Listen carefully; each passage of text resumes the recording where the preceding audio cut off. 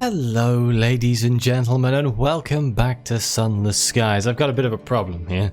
I docked in Port Avon at the end of the last episode, and now I've loaded. And you see how we are missing some of the flavor text. So I grabbed a screenshot from the end of my previous episode, and I'm about to read a JPEG live on air, because that's how I roll. Behold, a ruin of giants, gargantuan blocks jigsaw together, purred with moss and whispering with orchards. A bucolic village nestles amongst them. Smoke coils daintily from the chimneys. A leisurely game of cricket unfolds on the village green. We disembark. A ramshackle dock juts into the sky beside a farmyard scattered with rusty locomotive parts, plating, piping, a chugging motor with its innards exposed. Right, let's go back to the game, shall we? A bucolic village nestled within looming pre-human ruins. The dock is little more than a farmyard. Port Avon's inhabitants quickly tire of visitors, but you may be able to find ways to increase your welcome here before you venture into the village proper. Oh, that's right, we are given a set number of they will put up with us. And as we do things around Port Avon, that number goes down. Apparently we can recruit the Repentant devil. May I? He's looking for passage. He claims to be useful. He doesn't ask where you're heading. How much does he want to be paid? 100? That's a bit expensive. Let's remember that he's here. First thing we need to do, though, is get the seeds, right? We have a... It's in the hold, isn't it? Yes, we have many seeds we need to buy. Yeah, your journal. This keeps track of your progress and any opportunities you're pursuing. Thanks. I'm guessing it would be at the shops. The Bazaar? Ah, a sack of verdant seeds. Oh, they only have 3. Well, I will buy all 3 of them. The flora of the Reach is dangerously fecund.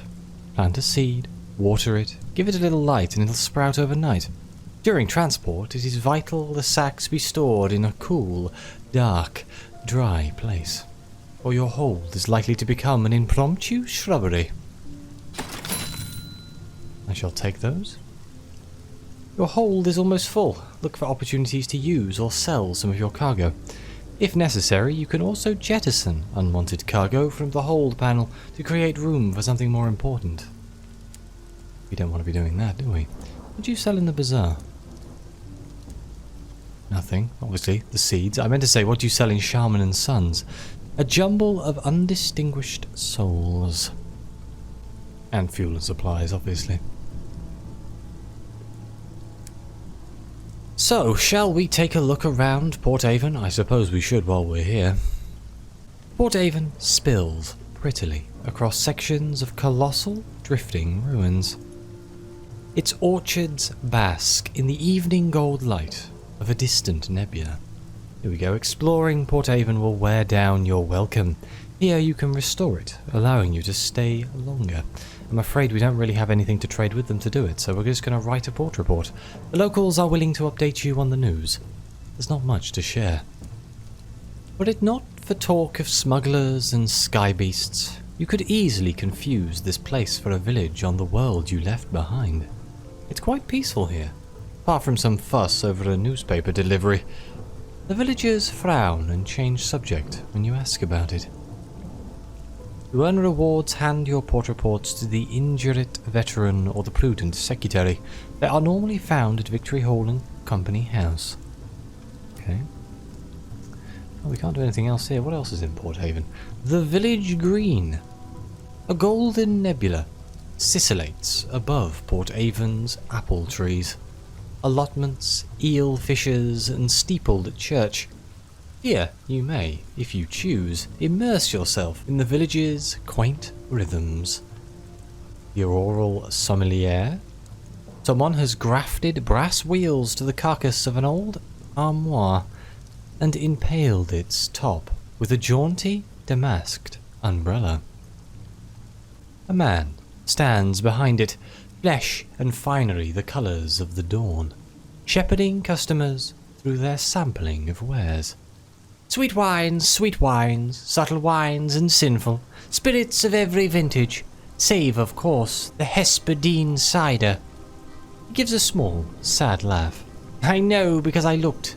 This is the only place with real apples, but even here, that cider eludes me.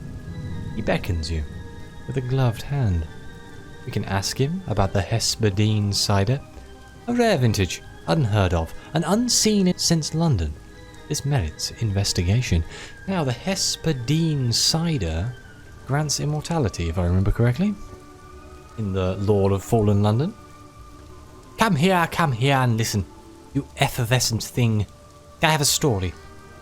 An associate of mine, he once gave me a sip of it, one golden drop to place under my tongue, and my life was changed.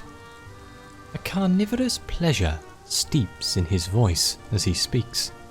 I went back to the store immediately, of course, but the price was too much.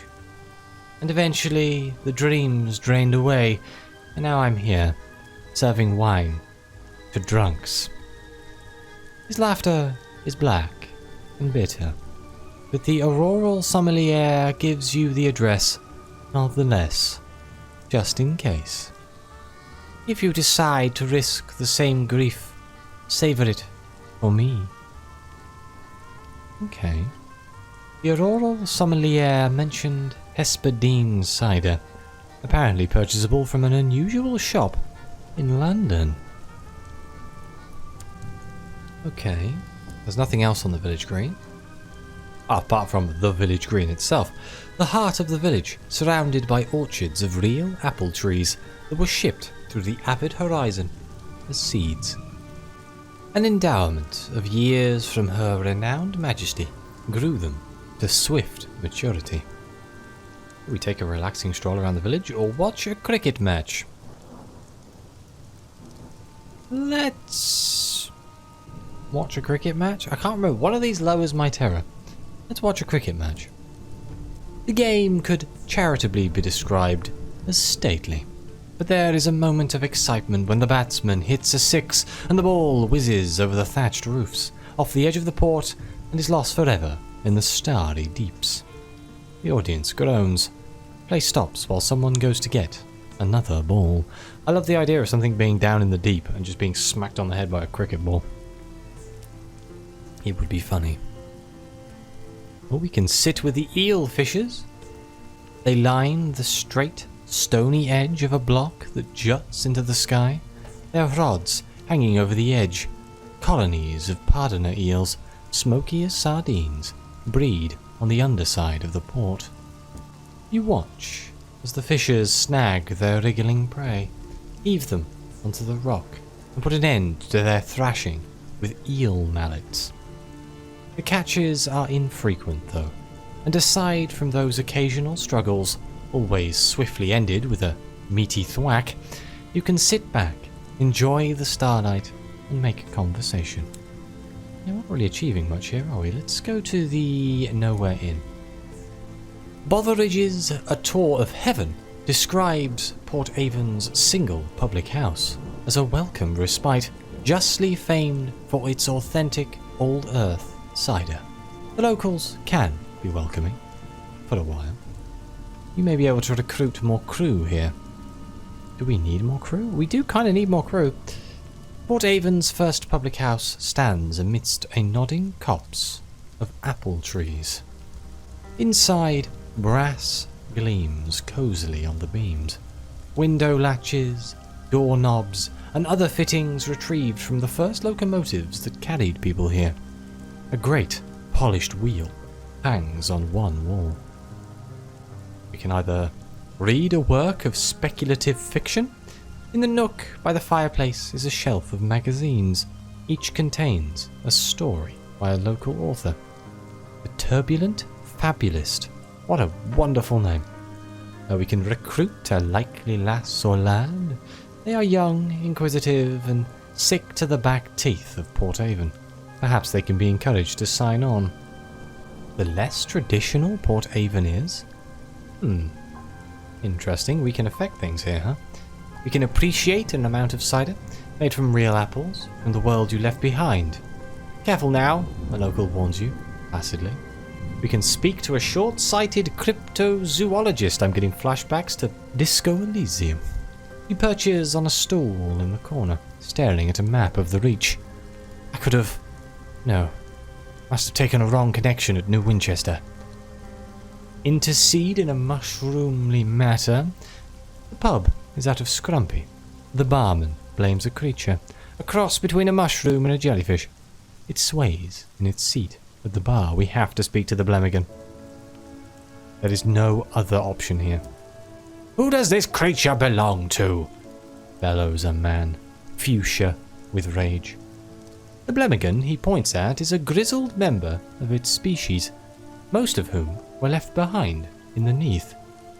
The fuchsia gentleman roars in fury. Between bellows, the truth emerges. The Blemmigan is no one's pet. And far worse, no one will admit responsibility for its tab. Blemmigan is unconcerned with the tumult. It nods its cap at you with grim respect, then flops a tendril into a mug of stout. It stares bleakly through the window. We can settle his tab. With 50 sovereigns, this seems worth it, right? The Blemmigan is looking to sign on for one last journey. If you settle its bill, it'll join you on your locomotive. We've got to do it, right? The Blemmigan. I can't leave the Blemmigan behind, even if it will leave me with no money. As the fuchsia gentleman inflates for a particularly prolonged diatribe about ill-mannered captains and their disorderly pets, the Blemmigan climbs to the bar top to consider your face. It likes what it sees. With a sound like a shoe being pulled from a swamp, the Blemmigan finishes its drink. It clambers up your arm until it reaches your shoulder, from where it directs you to the door. It is experienced in surviving the cold of the heavens and the heat of those too cowardly to transverse them. It respects you. It will serve you well. Wonderful, we got the Blemmigan. Worth every second. What else can we do in the Nowhere Inn? Nothing. We are apparently unwelcome. Conversation stills. The clientele stare at you balefully. Last order's just closed, the barman grunts. You leave the stuffy, silent pub and return to the dock. Welp. Time to go. Can I do anything in the Cyclopean Ruins, or does that require welcome as well? What place was this? What giant king made his home here? And why did he abandon the vast stores of souls that the locals still quarry from beneath the stones? Perhaps you might risk a furtive excavation of your own. Not one of the looming stones is quite square, yet they all slot together immaculately. You have worn out your welcome. Never mind. Okay, I will come back here after we have gone to Magdalene's, which is the next place we need to go for our prospect, which is money. Magdalene's was southeast of New Winchester, so let's go find it. I have barely any fuel, so this could be fun. Oh, I'm facing the different direction to what I thought I was. Let's go. Don't crash, don't crash, don't crash. Oh, I'll never live it down. Okay. So if we say southwest, it's probably here-ish. So we just go straight forwards. We'll use the at, which was a button. Was it F? It may have been F. I can't remember, it has been a week, even though I forgot it in the last episode and looked it up. I also keep pressing M for the map. It's going to take me a very long time to undo the muscle memory of Sunless Seas, so I hope you can all appreciate that. Uh-oh. The fastidious inspector approaches you in the galley. Captain, good day. I notice your ship's clock has stopped. Perhaps you'd permit me to repair it. He has a little case of tools and a hopeful expression. Of course, you prefer things to be right more than twice a day. He gives a grateful flicker of a smile and sets to work. Soon, she has the back off the clock and has spread tiny cogs across the galley table. Obscure horological tools gleam brassily among them. Everything has a place. I appreciate the opportunity to keep myself busy. Staring too long at the stars is harmful to the temperament. The fastidious inspector is attempting to fix your locomotive's clock. The fastidious inspector has a round face, brown eyes, and short, dark hair. He gives the impression of being perpetually busy. Let's inquire about her work. What are the duties of an agent of the horological office? He sniffs. It is of fundamental importance that 10 o'clock on the 2nd of June in one corner of the Empire occurs at the same time as 10 o'clock on the 2nd of June in the opposite corner. How is an empire to function if it can't agree what day it is? Unfortunately, the process is complicated by the fact that time is less reliable than it was. The hours trade has seen to that. We can ask for news of London. The seat of the Empire lies in far-off Albion, where a man-made sun burns in the sky. Another sun blazed there once, before her renewed majesty conquered it. London sits in her coat of smog. Courtiers squabble at the foot of the throne of hours, hoping to receive endowments of years. Meanwhile, hard-working civil servants labour to ensure everything runs as it should. Was there a touch of archness there? And all is normal. I miss her, though. There is no city like London in all the skies, and Albion is very different from the Reach. Much more civilized. We can discuss the Reach, the wide, wild frontier, a sunless domain, but impossibly verdant, with gargantuan vines, cathedral-sized bronzewood, and livid fungal archipelagos. It has an uncouth splendour, but I miss Albion and the steady light of the clockwork sun. These sunless reaches are so misty and quiet. Pauses. But critical. The territories here are rich with raw hours, and enough vegetation grows on them to feed the whole of London, even if some of it is of a dubious shape. Can I ask her about the hours trade? You've heard the Empress awards her favourites with gifts of years to extend their lives, and that you can become rich mining for hours to satisfy London's hunger for them. Oh, hours have more uses than that. We use them to increase the efficiency of work worlds, to speed journeys to distant regions, to resolve overcrowding in prisons. It does make my life more difficult, when time knots and stretches like wool on the loom. More difficult, but more vital. Her Majesty seized a great trove of them when she assumed the throne of ours, and now even more have been found in the Reach. Miners dig them from the ground. She looks momentarily wistful. I hope someday to retire with a modest pension of years myself, to prolong the better part of my retirement. Can we talk about the war? The Reach is torn by discontent between London loyalists and the more independent settlers. There are those who feel that London is a long way away, and that they do a better job of governing themselves. The frontier attracts independent spirits. We call them tacketies, or the hobnailed boots that are so practical out here. London, unsurprisingly, disagrees. The Wynwood Company earnestly represents Her Majesty's interest in the region, sometimes very earnestly indeed. The tacketies call the London loyalists stovepipes. For our hats, I suppose. He avoids looking at you. And you, Captain? Where do your sympathies lie?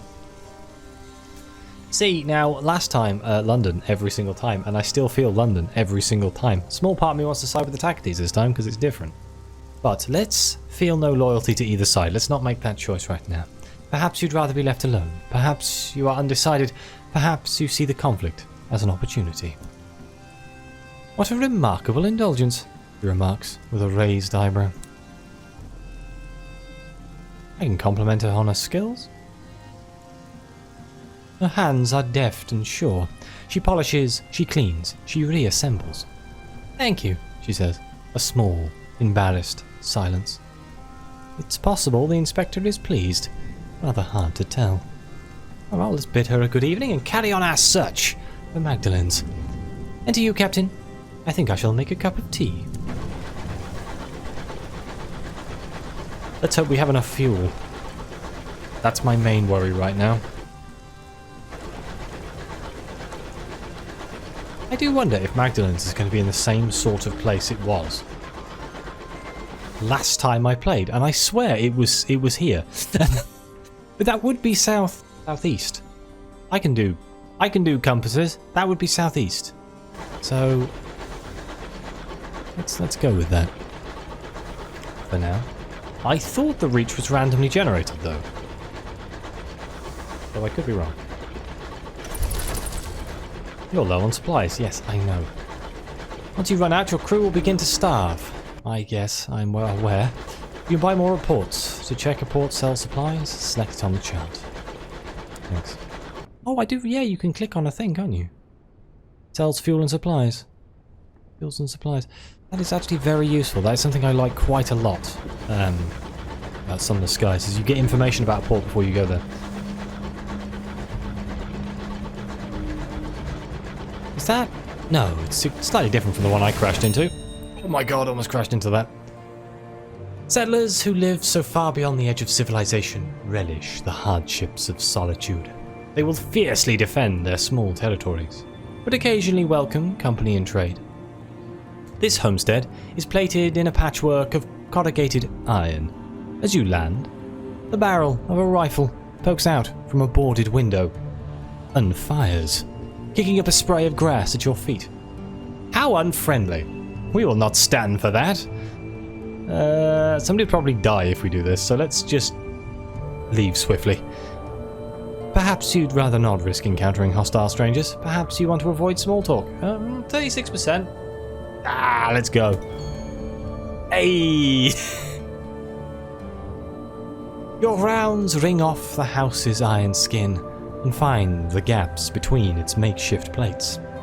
Eventually, someone waves a white bedsheet from the window and throws out a satchel that clinks with jewellery and silver. Hey, 50 sovereigns and 1 supply? Let's go. Ow. Let's go.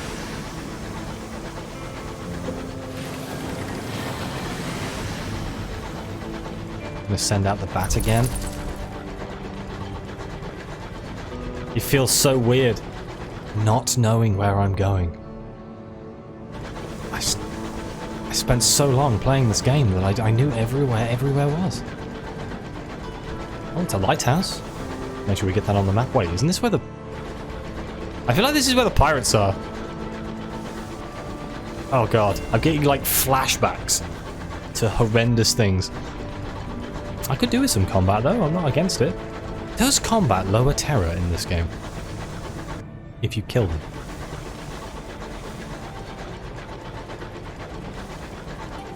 I'm not doing a very good job of finding where I'm going, am I? Uh-oh, I found a wonder. You found and benefited from a wonder, one of the most pleasant and least menacing landmarks of the high wilderness. Wonders immediately lower terror when you draw near them, so long as you haven't visited too recently. Sometimes it's worth taking a detour to include them in your routes. Is this the rat? Is this the rat? Yeah, the memorial to the unknown rat. Let's go.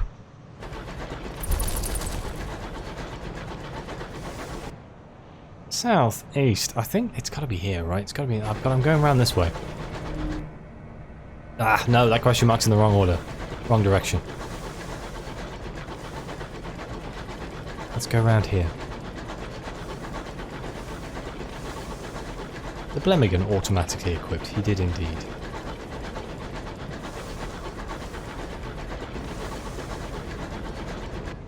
What are the odds that I just randomly end up in something really nasty?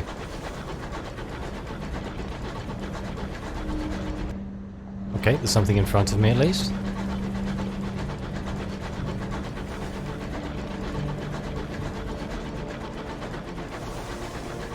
The real question is, I don't think it's Magdalene's because it's a question mark, so... Is that the... Yeah, no, that's the bloody lighthouse again, isn't it? We're back to running out of supplies again.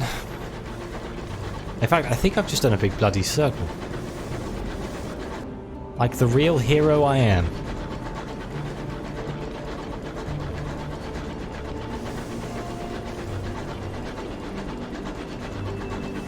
Is that a factory or another homestead?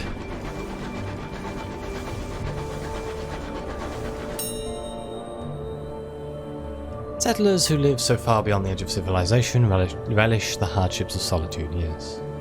This homestead is almost hidden beneath a growth of wild, sprouting foliage, as if it were the victim of a fairy tale curse. The flora of the Reach is difficult to tame, and the settlers that dwell here are struggling. Oh, we can't give them any money, so we'll leave swiftly. Perhaps you'd rather not risk encountering hostile strangers. Perhaps you want to avoid small talk. No one who lives in the wild is likely to welcome strangers. Your terror has fallen. Okay, interesting way of reducing terror.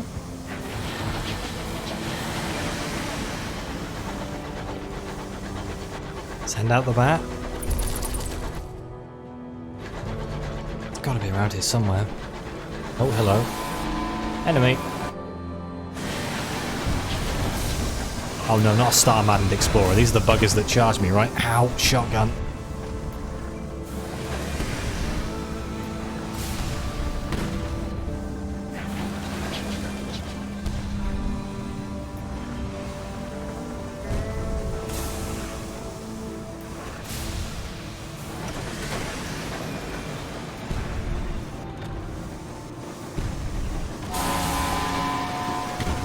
Try as you might, you won't crash into me, friend. There we go. Let's hope he drops some supplies and fuel, shall we?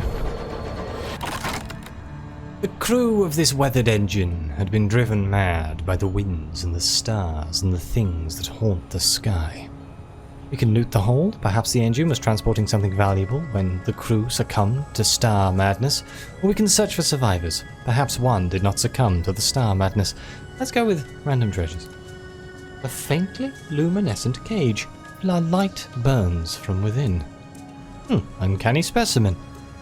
The things being transported in this cage did not survive the journey, though they still glow faintly.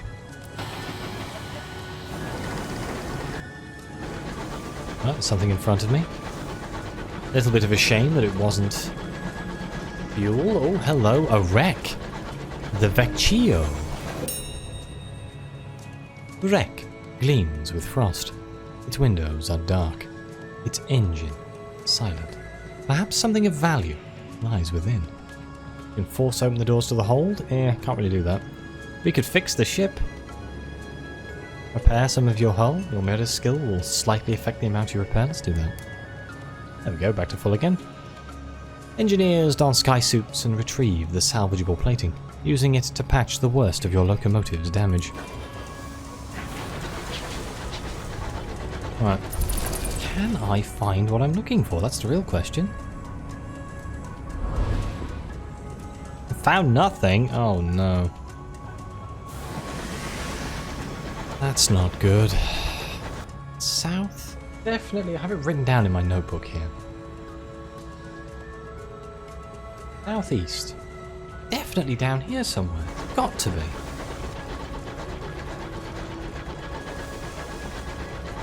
Maybe it's further south. But then normally it says very far away.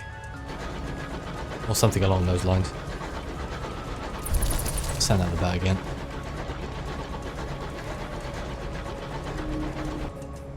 Aha, a port. I will take said port, well, no matter what it is, because we're coming up to the end of the episode here. Plus, it's one more to add to the list of known locations. Maybe it's Magdalene's. If it is Magdalene's, I will laugh. That is technically southeast. We'll know because we'll hear a clock. Perkins Copse.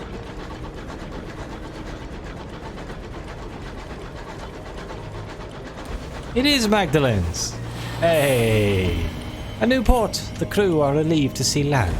Perhaps unwisely. I won't make the same mistake I did last time. We'll dock, do the introduction stuff. Magdalene's is the closest thing many skyfarers have to a home. It offers services to alleviate the strain of a life spent too close to the stars. Oh, there is no intro stuff. Well, let me sell these verdant seeds for quite a bit of money. There we go. Magdalene's provides comfort and sympathy to the weary skyfarer. Its hosts will tell you any lie you need to hear. Some of those lies require flowers. The amenable host wants up to 3 sacks of verdant seeds and will pay 80 sovereigns for each. Magdalene's dies to the fire, blah blah blah. The amenable host smiles. Just what I needed. Although I must admit, I do miss roses. And lilies. And bluebells. Still, the celestial blooms have their own virtues. Some of them weep, you know. He pays you generous gratuity. And we gain quite a lot of experience there as well. We could straight away just get these jumble of undistinguished souls. I could get a few of them anyway, but let's worry about that in the next episode. So I am going to thank you very much for being here. I hope you're enjoying this as much as I am. Please like, subscribe, let me know what you think. Your comments are greatly appreciated. And as always, I'll see you next time.